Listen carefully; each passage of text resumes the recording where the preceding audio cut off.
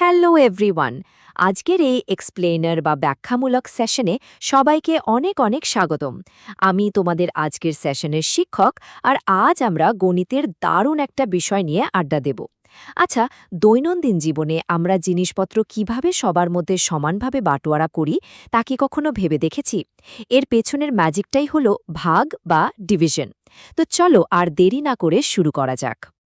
আজকের ক্লাসে আমরা মূলত 5টি বিষয় নিয়ে কথা বলবো।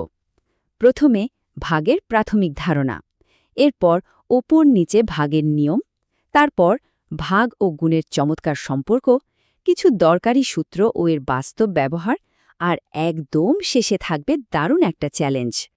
শুরুতেই চলে যাচ্ছি আমাদের প্রথম পর্বে, ভাগের প্রাথমিক ধারণা। ভাগ জিনিসটা আসলে কি? খুব সহজ ভাষায় কোনো কিছুকে সমানভাবে বিলিয়ে দেওয়া। ধরো আমাদের কাছে 15টি মার্বেল আছে, আর সেগুলো 5 জনের মধ্যে একেবারে সমানভাবে ভাগ করে দিতে হবে। খুব সহজ হিসাব, তাই না? প্রত্যেকে ঠিক 3টি করে মার্বেল পাবে।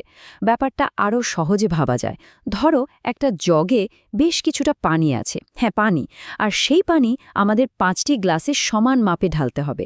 এখানেও কিন্তু ভাগের কনসেপ্টটাই কাজ করছে। লক্ষ্যটা হলো প্রত্যেকে যেন একদম সমান পরিমাণ পানি পায়। কিন্তু একটা কথা ভাবো তো, সবসময় কি জিনিসপত্র একদম সমানভাবে ভাগ করা সম্ভব? আসলে তা নয়।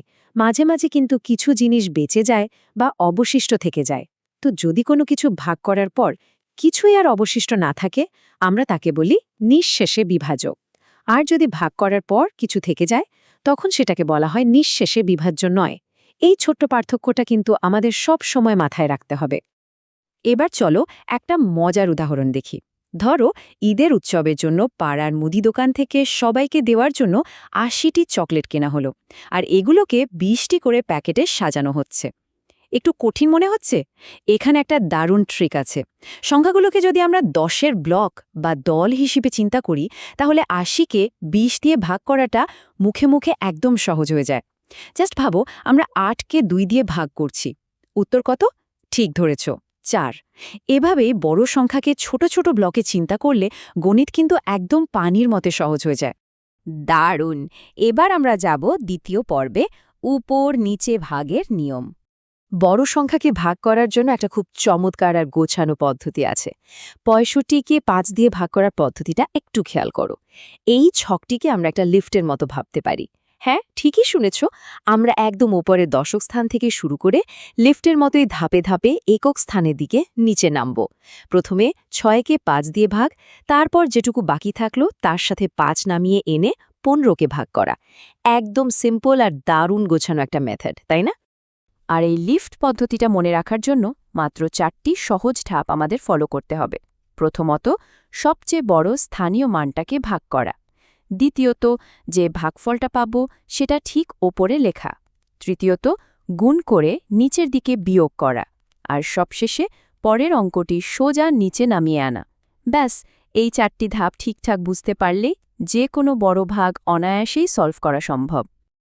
আচ্ছা, বড় সংখ্যা দিয়ে ভাগের সময় অনেক সময় তো আমরা কনফিউজড হয়ে যাই যে ভাগফলটা আসলে কত হতে পারে, তাই না? এখানে 85কে 21 দিয়ে ভাগ করার চমৎকার একটা বুদ্ধি দেওয়া আছে। আমরা যদি আঙ্গুল দিয়ে একক স্থানের অঙ্কগুলো একটু ঢেকে রাখি, তাহলে শুধু 8 আর 2 দেখতে পাই।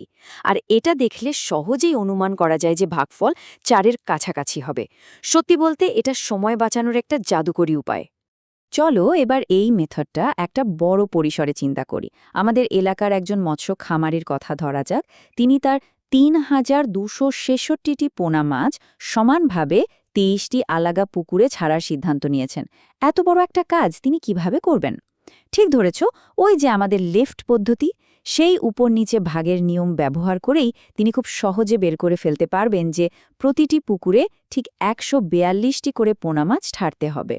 এতক্ষণ তো অনেক নিয়ম শিখলাম। এবার চলো ছোট্ট একটা প্র্যাকটিস হয়ে যাক।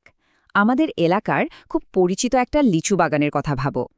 বাগান থেকে 365টি তাজা লিচু পেরে 12 জন বন্ধুর মধ্যে একদম সমানভাবে ভাগ করে দিতে হবে। একটু সময় নিয়ে চিন্তা করো তো, প্রত্যেকে ঠিক কয়টি করে লিচু পাবে? আর ভাগ করার পর কি আদৌ কোনো লিচু অবশিষ্ট থাকবে? আমাদের ওই লিফট পদ্ধতির 4টি ধাপ একটু খাতা কলমে মিলিয়ে দেখলেই কিন্তু চট করে উত্তরটা বেরিয়ে আসবে। এবার আমরা চলে এসেছি আমাদের তৃতীয় পর্বে, ভাগ ও গুণের সম্পর্ক। মজার ব্যাপার কি জানো, গুণ আর ভাগ কিন্তু আসলে একে অপরের উল্টো বা বিপরীত প্রক্রিয়া। গুণ মানে হলো একই সংখ্যাকে বারবার যোগ করা, আর ভাগ মানে হলো একই সংখ্যাকে বারবার বিয়োগ করা।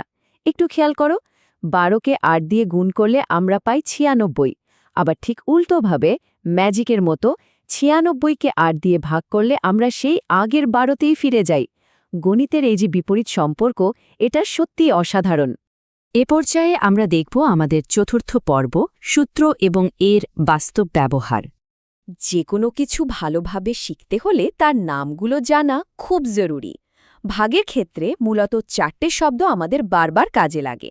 এগুলো হলো ভাজ্য, অর্থাৎ যাকে আমরা ভাগ করছি; ভাজক, যা দিয়ে ভাগ করছি; ভাগফল, মানে ভাগ করার পর যে উত্তরটা আমরা পাচ্ছি; আর ভাগশেষ, ওই যে ভাগ করার পর যদি কিছু অবশিষ্ট থেকে যায় সেটাই।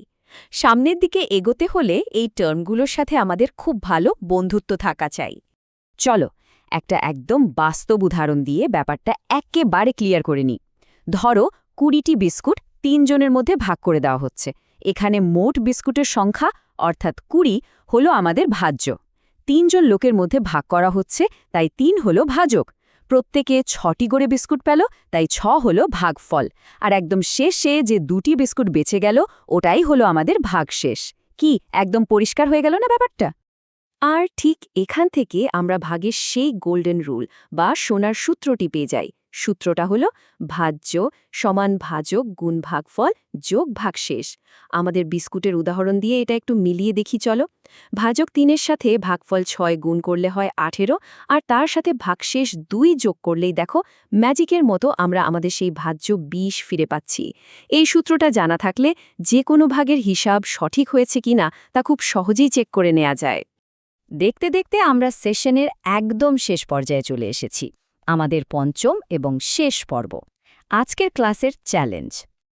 আজ সারাদিন আমরা যা যা শিখলাম তা যাচাই করার জন্য রইল দারুণ একটা চ্যালেঞ্জ। ধরো একটা দোকানে 1175টি ফুল আছে, আর একটি চমৎকার মালা গাঁথতে ঠিক 25টি ফুল প্রয়োজন হয়। তাহলে ওই দোকানদার মোট কয়টি মালা তৈরি করতে পারবেন? আজ যে ধাপে ধাপে ভাগ করার মেথডটা শিখলাম সেটা কাজে লাগিয়ে এর সমাধান বের করার চেষ্টা করো। আসলে গণিতের এই নিয়মগুলো কিন্তু আমাদের চারপাশের পৃথিবীকে গুছিয়ে রাখার এক একটা চাবিকাঠি। একটু ভেবে দেখো তো, আমাদের আশেপাশের আর কি কি জিনিস আমরা এভাবে নিখুঁত গাণিতিক সূত্রে সাজাতে পারি। ভাবতে থাকো, আর আজকের এক্সপ্লেনেরটি আমরা এখানেই শেষ করছি। সবাই ভালো থাকবে।